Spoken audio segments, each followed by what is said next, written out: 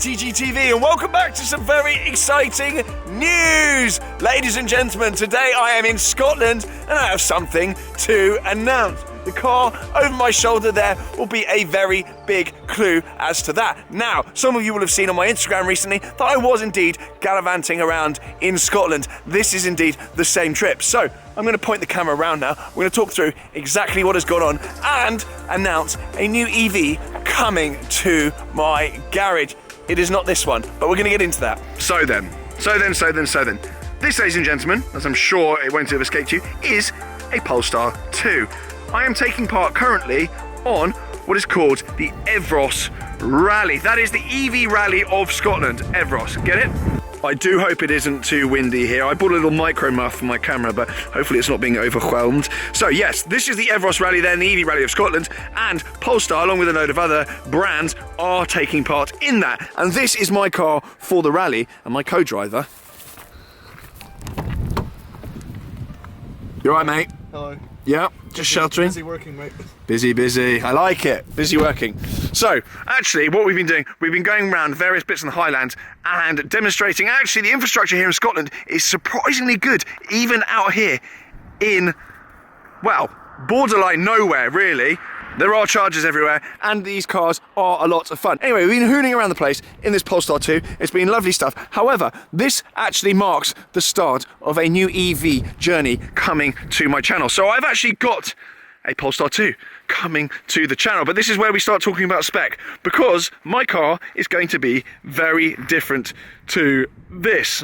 This particular car then is what they call the single motor long range variant, which won't surprise you to hear that it's got a single motor and long range. So, inside here then, it's actually a very nice place to be. And we're gonna go into all the tech in a Polestar 2 very soon when my very own car arrives, which is actually imminent. By the time I get home, that car will be ready to collect. This has been rumbling for some time. Now, this particular car does not have the spicy performance pack, which my car will be optioned with, and it doesn't have various other spicy options that my car will be optioned with. This is almost, give or take, the base car, but it's actually very, very well equipped, and we've been rattling around the place in this thing. Very, very happy in here. Heated seats, the whole lot. A very, very comfortable place to be. Range, give or take, is the best part of 300 miles, and it really hasn't been as an anxious an episode as I thought it may be. It's actually quite clever in that you do get, obviously, like on most cars, the range up on the dash here, but on the main screen, you've got various bits and bobs, but you've actually got this thing called Range Assistant on it here now, which will give you your projected range over and above what just the bog standard range figure would be, and that is based on your driving style, your speed, and all this kind of jazz that all factors in and actually does it in live time, configurates it to work out what your range is actually going to be. So it gives you more of a real world figure as you go along, and that changes second by second. As you can see out here, actually, driving style, calm. Have you been driving calmly? Very calm. You look very calm there, I must say. It's a good place to be, man. It's very comfy. Very comfy. You look very comfy there. Yeah. Anyway, so you may well also be thinking, but TGE, you've been up in Scotland. Wasn't the COP26 up in Scotland?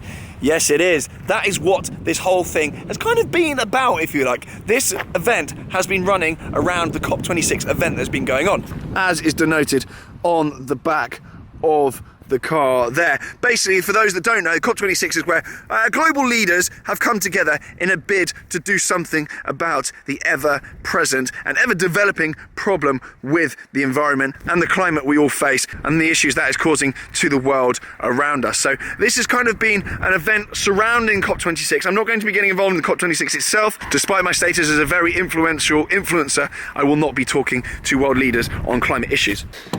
In the back here as well, we've actually got these stands which we've been putting up at all the checkpoints. And the aim of the game has been to stop off at checkpoints with the requisite amount of charge, have a little chill, and actually just show that Scotland is geared up for EVs. It's my first proper gallivant in any long distance in an EV. It's my first proper taste of the Polestar 2 on any proper roads. You may remember on my channel a little while back, I had a Polestar 2, it was a press car for a couple of days, and I really enjoyed it. It was the spicy one though, with the yellow seat belts, the big brakes, the Olin shocks, and the other bits and bobs inside, which is akin to the car I'm getting. Let me hop in then, because I'm not sure whether you can actually hear me with that wind.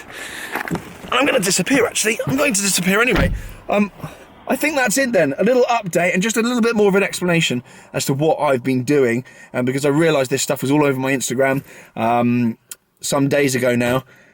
And it would be useful to explain what on earth I've been up to. So that's it. Very exciting news. There is an EV coming to my channel. Particularly useful now with the ULEZ zone expanding and the congestion charge being an ever-present pig. Having an EV in my garage is actually a really sensible thing to do. So really excited for that. It means I can bat into the city and out of the city again and actually scream down to the Cotswolds in a very silent, subdued fashion. So I'm really excited for that.